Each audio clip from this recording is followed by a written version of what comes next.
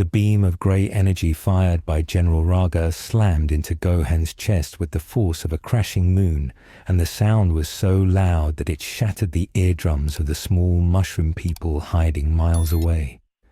Gohan did not even have a single second to scream, because the air was instantly knocked out of his lungs by the heavy impact. His body was lifted off the ground and thrown backward at a speed that made the world around him look like a smeared painting of colors. He flew past Whis and Beerus, who were watching with wide eyes. He flew past his father Goku, who reached out a hand but was too slow to catch him. Gohan crashed into the first mushroom house of the village, and the soft white walls exploded into a million tiny pieces of fluff that filled the air like a thick snowstorm. He did not stop there, because the force of the general's attack was too strong. Gohan smashed through a second house, and then a third house, and then a fourth house. Wood splintered and stone cracked, and the ground tore open in a long trench, where his body dragged through the dirt. Gohan finally stopped when he hit the massive black cliff at the edge of the valley. The impact was so violent that the cliff shook, and giant boulders tumbled down from the top and buried Gohan in a pile of heavy dust and rock.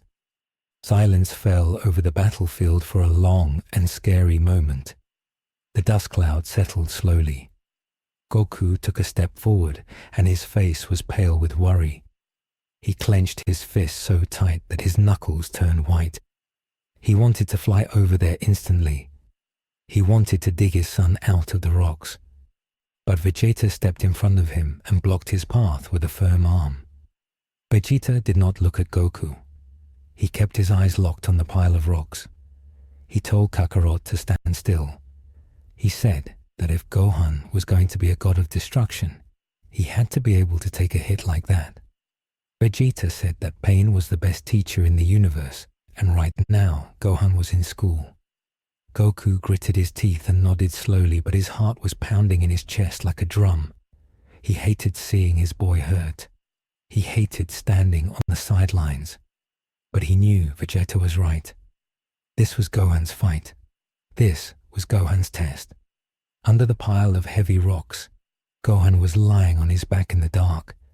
His body felt like it had been run over by a spaceship. His ears were ringing with a high-pitched sound. He tried to take a breath, but his ribs screamed with sharp pain. He coughed and tasted the metallic taste of blood in his mouth. He opened his eyes and pushed a heavy stone off his chest. He saw a faint light coming through the cracks in the rubble.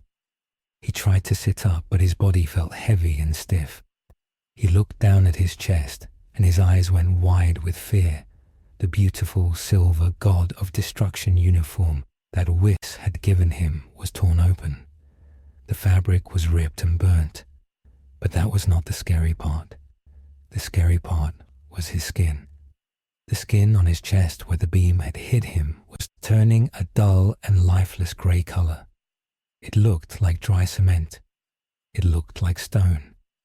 Gohan touched it with his finger, and he could not feel the touch. The skin was dead, and the grey color was spreading. It was moving slowly outward like a growing mold. It was creeping toward his neck. It was creeping toward his heart. Gohan felt a surge of panic rising in his throat. He remembered what Whis had told him about the ancient magic of the void. He remembered that Kamba's warriors used curses that could not be healed with normal medicine. If this stone curse reached his heart, his blood would stop pumping and he would turn into a statue forever. Gohan closed his eyes and tried to calm his mind. Panicking would only make it faster. He needed to focus. He needed to use the power that Beerus had taught him. He visualized the energy deep inside his belly. It was not the bright yellow energy of a Super Saiyan. It was not the calm blue energy of a Super Saiyan Blue. It was a deep and dark purple pool of destruction. It was cold and heavy. Gohan mentally grabbed that energy and pulled it upward. He forced it to flow to his chest. He imagined the purple energy acting like a fire that burns away dead wood. Outside the pile of rocks, General Raga was floating in the dark sky. He looked down at the destruction he had caused and he laughed. It was a cold and hollow sound that had no joy in it. He held his long grey sword with one hand and pointed it at the rubble. He spoke to the empty air, and his voice sounded like two heavy stones grinding together. He said that the mortals of this era were weak and soft. He said that in his time warriors did not need to be protected by angels. He said that Gohan was just a boy playing dress-up in a god's clothes. Raga lowered his hand and prepared to fire another beam to finish the job. He wanted to turn the pile of rocks into a tomb, but just as his sword began to glow, a purple light exploded from the rocks. The explosion was silent but powerful. The boulders were vaporized instantly. They turned into fine purple dust that floated away on the wind. Gohan stood up in the center of the crater. He was breathing hard, but he was standing tall. His chest was bare where the uniform was torn. The grey stone skin was gone. It had been erased. Gohan's skin was red and raw, and it looked painful, but the curse was broken. He had used the Hakai energy to destroy the infection on his own body. It was a risky move, but it had worked. Gohan wiped the blood from his lip and looked up at the general. Gohan's eyes were different now. They were not the soft black eyes of a scholar. They were sharp. They were focused. They were glowing with a faint purple light. Gohan spoke, and his voice was calm. He said that Raga talked too much. He said that Raga was strong, but he was also arrogant. And arrogance was a weakness that Gohan knew how to exploit. General Raga stopped laughing. His red eyes narrowed. He did not like the look on Gohan's face. He did not like the fact that the boy was still standing. Raga decided to stop playing games. He raised his free hand and clenched his fist. The ground beneath Gohan's feet began to shake violently. The dirt turned into liquid grey mud. Then the mud hardened instantly into sharp spikes. Hundreds of grey stone spikes shot up from the ground like spears. They moved faster than bullets. They were aimed right at Gohan's legs and stomach. Gohan did not panic. He jumped. He leapt high into the air with incredible speed. He did a backflip and watched the spikes pass just inches from his face. While Gohan was upside down in the air, he extended his hands. He fired two small spheres of purple energy. The spheres flew down and hit the ground. When they touched the grey spikes, there was no big explosion. There was just a quiet popping sound. The spikes vanished. They were erased from existence. Gohan landed on top of a high rock formation and looked down. He was learning. He was beginning to understand that destruction was not about using the biggest blast. It was about using the right amount of power at the right time. He didn't need to blow up the whole village to stop the spikes. He just needed to erase the spikes. Raga saw this and growled. He started to glide toward Gohan. He did not fly with a roaring aura like the Saiyans did. He moved silently on the wind like a ghost. He swung his massive grey sword at Gohan's neck. Gohan ducked under the blade. He felt the cold wind of the sword pass over his hair. Gohan punched Raga in the stomach. His fist connected with the ancient armor. The armor was hard. It felt like punching a solid wall of diamond. Gohan's knuckles hurt, but the armor cracked. Raga grunted in pain and swung his sword again. Gohan dodged to the left. He kicked Raga in the knee. Raga stumbled, but he did not fall. He was heavy. He felt like he weighed as much as a mountain. The fight turned into a blur of motion. They moved so fast that the mushroom people could not see them. They only heard the sounds of the impacts. Boom, crack, smash. Gohan was faster, but Raga was stronger. Every time Gohan blocked a hit, his bones rattled. Every time Gohan landed a hit, Raga just shrugged it off and kept coming. Raga was an ancient warrior with millions of years of experience. He knew how to fight dirty. He used his knees and his elbows. He used his head to headbutt Gohan. He used his grey energy to create small shields that blocked Gohan's blasts. Gohan jumped back and landed on a roof of a mushroom house. He was panting. Sweat was dripping down his face and mixing with the dust. He realized that he could not win this fight with just martial arts. Raga was too durable. Gohan needed more power. He needed to tap into the energy that he had used against the Void Walker. But he was scared.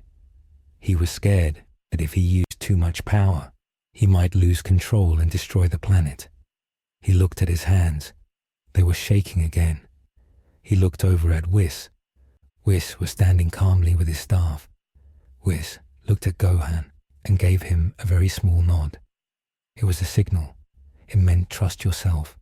It meant let go of the fear. Gohan closed his eyes. He ignored the pain in his ribs. He ignored the burning in his lungs. He reached deep inside his soul. He found the anger that was always there.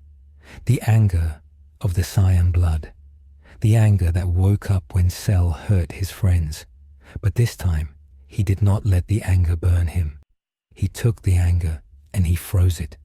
He mixed it with the cold purple energy of the destroyer. He compressed it into a tight ball in his chest. A new aura exploded around him. It was not yellow. It was not blue. It was a deep and dark purple that was almost black. Inside the purple darkness, there were flashes of bright silver lightning. Gohan's hair stood up straight and turned a pale silver color. His muscles grew slightly larger. This was his destroyer beast form. The pressure of Gohan's new form was immense. The roof of the mushroom house disintegrated into dust just from his presence. The air around him began to hum with a low vibration that shook the teeth of everyone watching. General Raga stopped moving. He looked at Gohan, and for the first time he looked nervous. He sensed a shift in the power. He sensed that the boy was no longer a boy. He was becoming a predator. Raga roared and charged at Gohan. He swung his sword with all his might. He wanted to cut Gohan in half before the transformation was complete. Gohan opened his eyes. His pupils were gone. His eyes were solid purple light. He did not dodge the sword this time. He raised his left hand and caught the blade. He caught the sharp edge of the ancient grey sword with his bare gloved hand. The ground beneath Gohan cracked and shattered, but Gohan did not move an inch. Raga's eyes went wide. He tried to pull the sword back, but Gohan's grip was like iron. Gohan looked at the sword, and then he looked at Raga. Gohan squeezed his hand. The ancient metal groaned. Cracks appeared on the blade. Then with a loud snap, the sword broke into 1,000 pieces. Raga stared at the broken handle in his hand. He was in shock. That sword had been forged in the void. It was unbreakable. But Gohan had crushed it like a dry twig. Gohan did not give Raga time to think. He punched Raga in the face. It was a simple, straight punch, but it carried the weight of a collapsing star. Raga's head snapped back. His white mask shattered completely, revealing a grey face with sharp teeth and black blood. Raga flew backward across the sky. He crashed into a mountain range far away. The mountains crumbled and fell on top of him. Gohan did not celebrate. He knew it was not over. He floated up into the air and waited. Sure enough, the rubble of the mountains exploded. Raga flew out and he was screaming. He was no longer fighting with skill. He was fighting with pure rage. He tore off his broken armor and threw it away. His grey skin began to pulsate. He opened his mouth and began to suck in the air. He was pulling the energy of the planet into his body. The grass on the ground turned brown and died. The trees withered and turned to dust. The mushroom people fell to their knees, clutching their chests as their life force was drained. Gohan felt the drain too. He felt his energy being pulled toward Raga. He realized that Raga was willing to kill the whole planet just to win this fight. Gohan got angry. He got very angry. He shouted at Raga to stop. He said he would not let innocent lives be taken. Gohan flared his aura even brighter. He created a barrier of purple light around the village to protect the mushroom people. This meant Gohan had to use his own energy to shield them. It made him weaker, but he did not care. He was a protector first, and a destroyer second. Raga grew larger. He absorbed so much energy that he turned into a giant monster made of grey smoke and muscle. He was 50 feet tall. He looked down at Gohan and laughed. His voice was now so deep it caused earthquakes. He said that Gohan was foolish to waste his energy saving weaklings. Raga raised his giant fist and punched down at Gohan. Gohan caught the giant fist with both hands. His feet sank into the ground up to his knees. He struggled against the weight. Raga pushed harder. Gohan's arms were shaking. He was being crushed. Goku watched and took a step forward. He yelled Gohan's name. He prepared to go Super Saiyan Blue, but Whis held out his staff and stopped Goku. Whis spoke softly. He said, "Look at Gohan's feet." Goku looked. Gohan's feet were sinking, but purple light was spreading from them into the ground. Gohan was not just blocking. He was charging something. Gohan looked up at the giant monster. He gritted his teeth. He shouted, "Hakai!" A massive pillar of purple energy shot up from Gohan's body. It blew the giant fist away. It burned the grey smoke. Raga screamed and stumbled back. Gohan flew out of the hole in the ground. He flew up to Raga's eye level. Gohan put his hands to his side. He began to chant the syllables of his father's technique. Ka, mi, ha, mi. But as he chanted, a ball of energy formed that was terrifying to look at. It was black in the center and purple on the edges. It had white lightning crackling around it. It was the Hakai Kamehameha. Raga saw the attack coming. He panicked. He gathered all his grey void energy into his mouth. He fired a massive grey beam at Gohan. The beam was huge.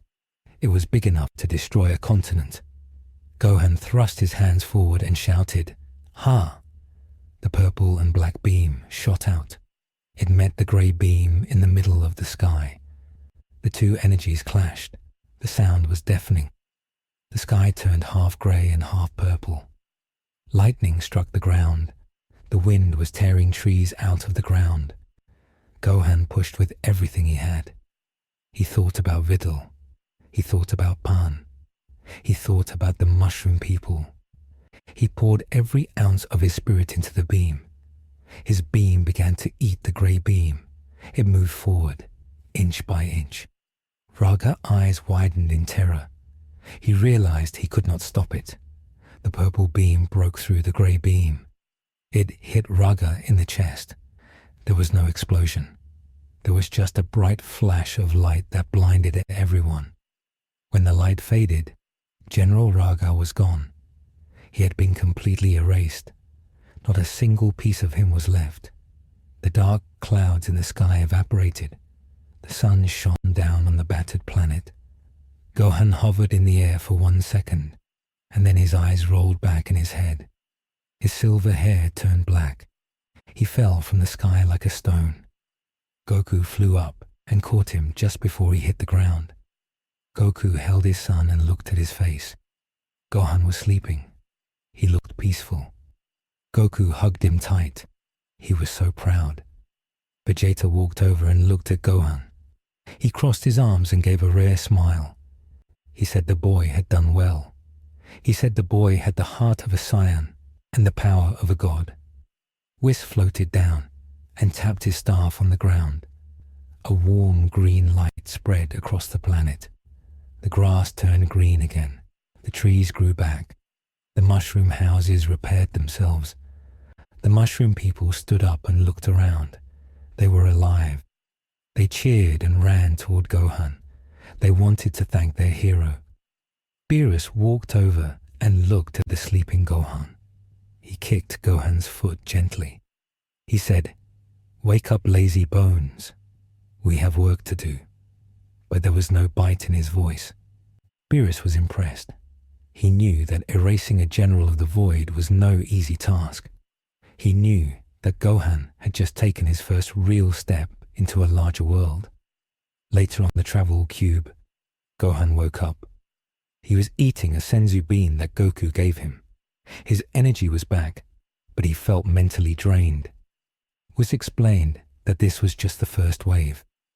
Kamba had many generals, and Kamba himself was waking up. Gohan looked out the window at the stars. He knew the road ahead was long and hard, but he also knew he was strong enough to walk it. He clenched his fist. He would protect his universe no matter what.